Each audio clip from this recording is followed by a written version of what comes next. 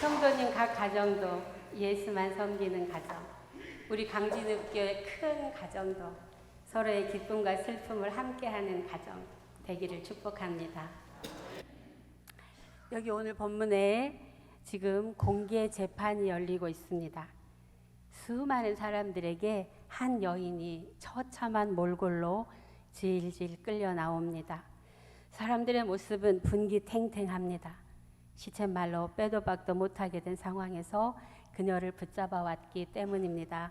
그녀는 간음하다 현장에서 잡혔습니다. 변명도 거짓말도 할 수 없는 상황입니다. 그런 그녀를 사람들이 밀고 툭툭 치고 어떤 사람은 침을 뱉기도 하면서 질질 끌고 옵니다. 그녀는 이런 대접을 받기에 충분히 악하다라고 생각하기 때문에 마치 그녀를 짐승대하듯 그렇게 데리고 옵니다. 그런데 이상하게도 그들은 그 강간한 여인을 제사장에게 데려가지 않고 예수님 앞으로 데리고 왔습니다. 그리고 예수님에게 재판장이 되어달라고 요구합니다. 그런데 사실은 주님은 우리의 재판장이십니다. 그들이 말합니다. 예수 선생, 말해보시오. 우리 율법에는 간음하다 잡힌 여자는 돌로 치라고 했는데 당신은 어떻게 재판하시렵니까?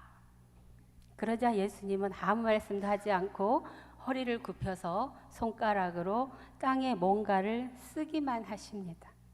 그런 예수님의 행동에 무리들은 계속해서 예수님을 다그칩니다. 말해보라니까요. 도대체 어떻게 재판하겠다는 겁니까?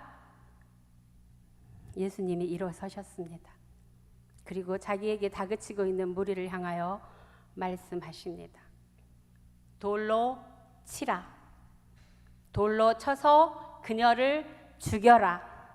단 너희 중에 죄가 없는 자가 먼저 치라. 그렇게 말씀하시고는 다시 허리를 굽혀 손가락으로 땅에 무언가를 쓰십니다. 침묵이 그들을 사로잡습니다. 그리고 얼마쯤 지나자 조금씩 사람들이 움직이기 시작합니다. 슬그머니 그 자리를 빠져나가는 사람들이 생겼습니다.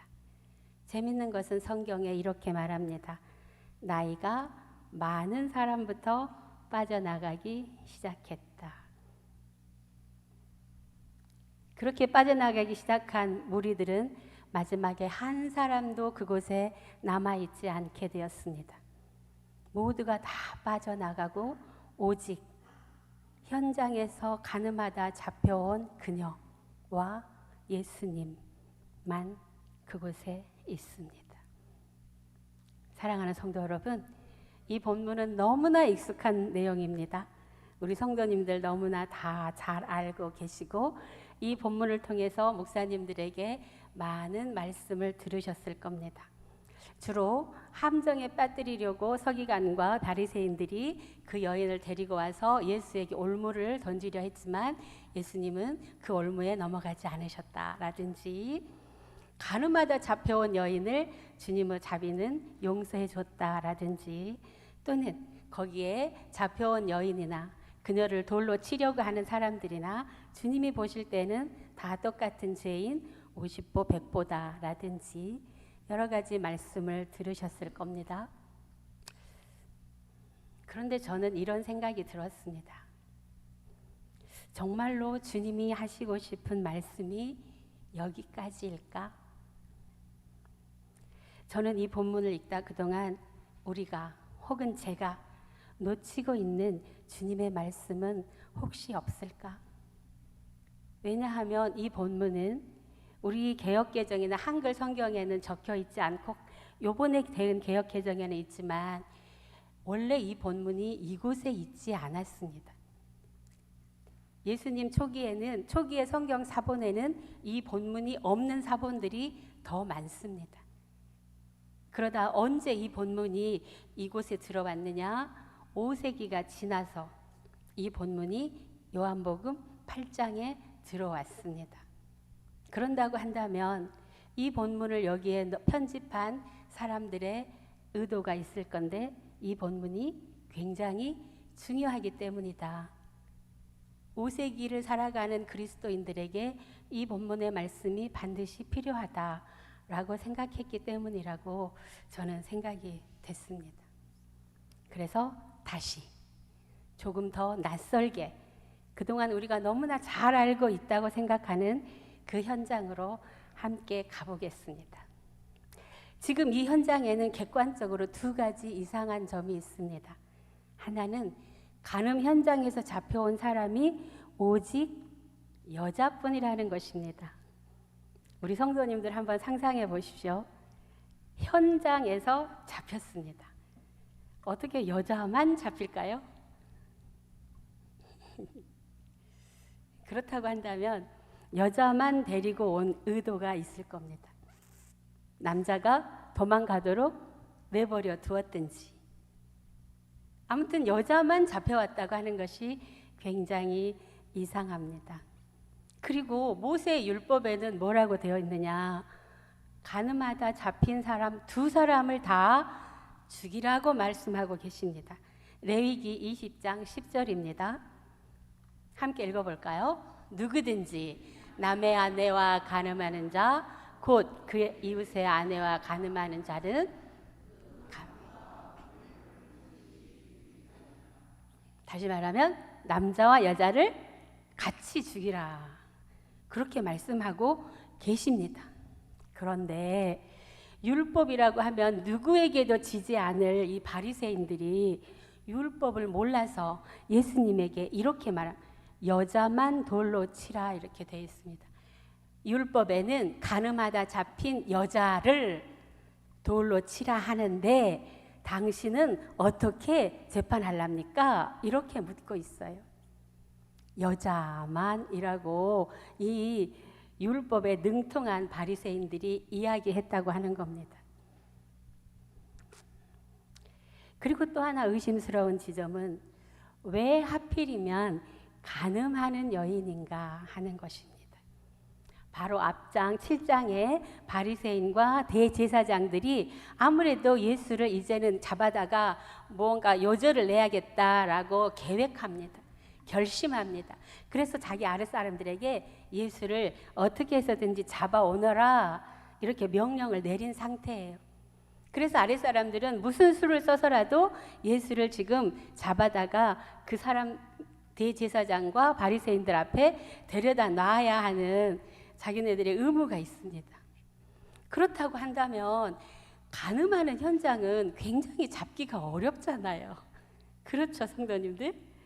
다른 방식으로 예수를 올무에 씌울 수도 있는데 이렇게 은밀하고 현장을 잡기도 어려운 이 간음이라고 하는 어떤 현장을 노렸다고 하는 것에는 뭔가 자연스럽지 않다, 이런 생각을 저는 하게 되었습니다.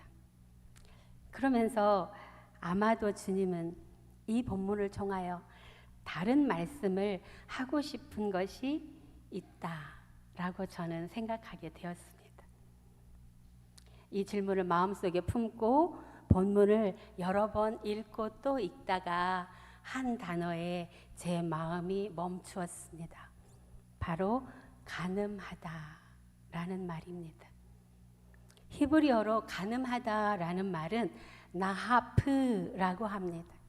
이 단어 나하프는 구약 성경에 31번 나오는데요. 두 가지 의미로 사용되고 있습니다. 한 가지 의미는 지금 우리가 일상적으로 알고 있는 그 간음의 의미입니다. 그리고 또 하나는 바로 우상 숭배를 표현할 때 나하프라는 말을 사용하고 있다는 점입니다. 이스라엘 백성은 하나님의 백성입니다. 하나님만 사랑하고 그분만을 즐거워하고 그분만을 섬겨야 하는 운명적인 존재들입니다.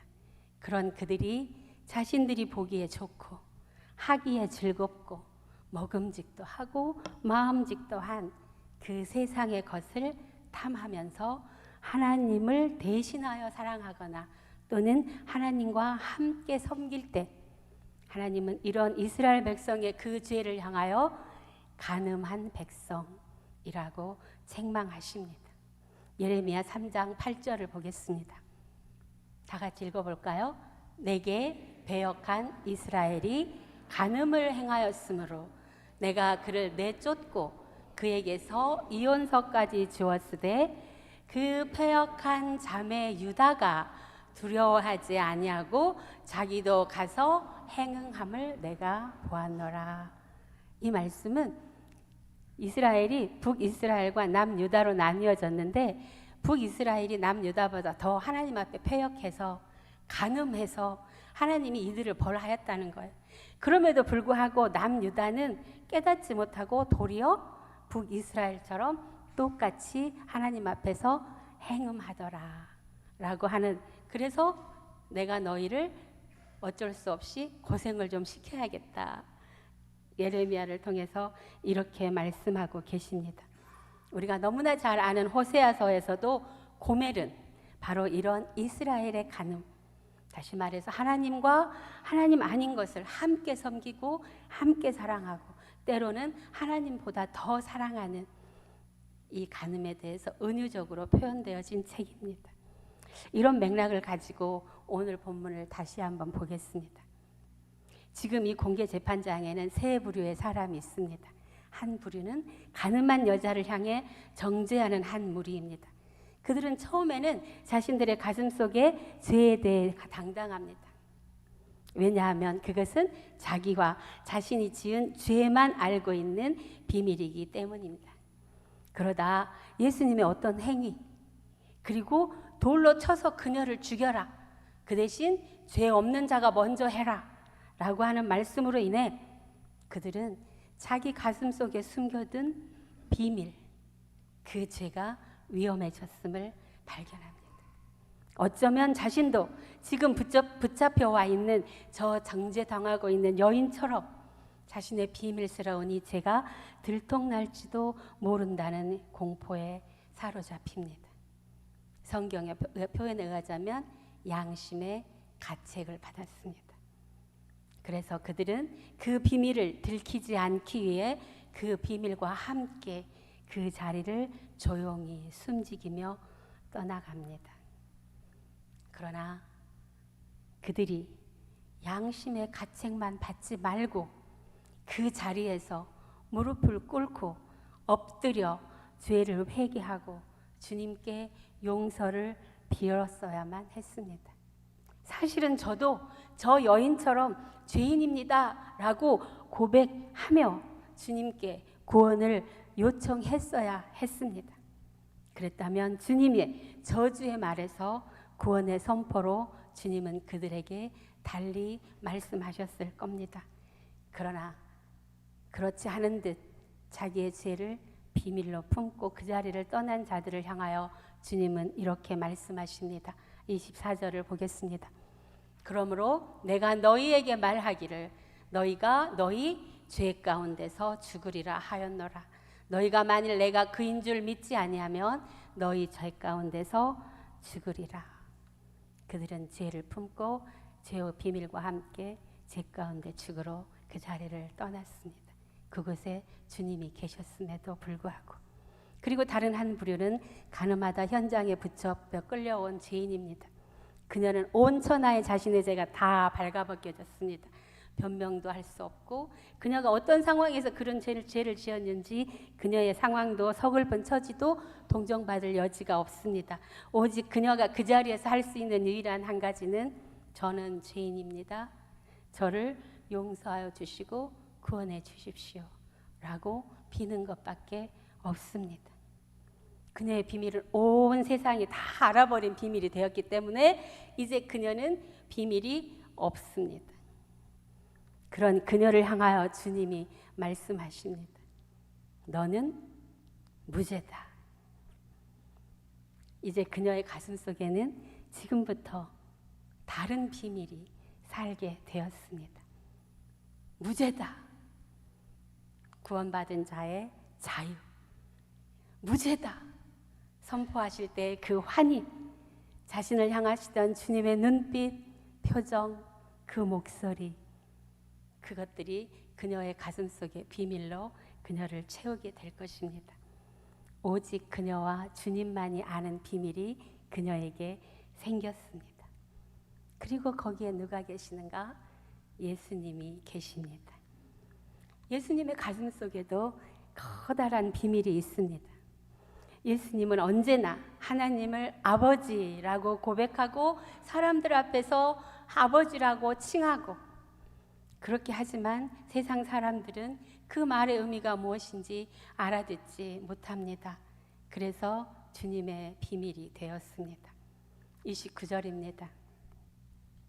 함께 읽겠습니다. 나를 보내신 이가 나와 함께 하시도다. 나는 항상 그가 기뻐하시는 일을 행함으로 나를 혼자 두지. 아멘. 사랑하는 성도 여러분, 성도님들에게도 비밀이 있으십니까? 어떤 비밀이 있으십니까? 그 비밀이 여러분을 찬란하게 만듭니까? 아니면 고통스럽게 합니까? 예수께서 몸을 일으켜 여자에게 말씀하셨다. 여자여, 사람들은 어디에 있느냐? 너를 정죄한 사람이 하나도 없느냐? 여자가 대답하였다. 주님, 한 사람도 없습니다. 예수께서 말씀하셨다. 나도 너를 정죄하지 않는다. 가서 이제부터 다시는 죄를 짓지 말아라. 사랑하는 성도 여러분, 하나님과 비밀을 만드시길 축복합니다. 그 비밀이 언제나 성도 여러분을 구원하는 구원의 노래가 되길 축복합니다. 기도하겠습니다. 하나님, 이 시간 내 마음에 비밀을 하나님 앞에 내어놓습니다. 이 비밀을 하나님이 책임져 주시고 대신 우리에게 예수 그리스도를 비밀로 주시옵소서, 성령님을 비밀로 주시옵소서. 그리하여 언제나 하나님이 기뻐하시는 일을 행함으로 하나님이 도무지 우리를 가만두지 않고 혼자 두지 않는 축복을 주시옵소서. 예수님의 이름으로 기도합니다. 아멘.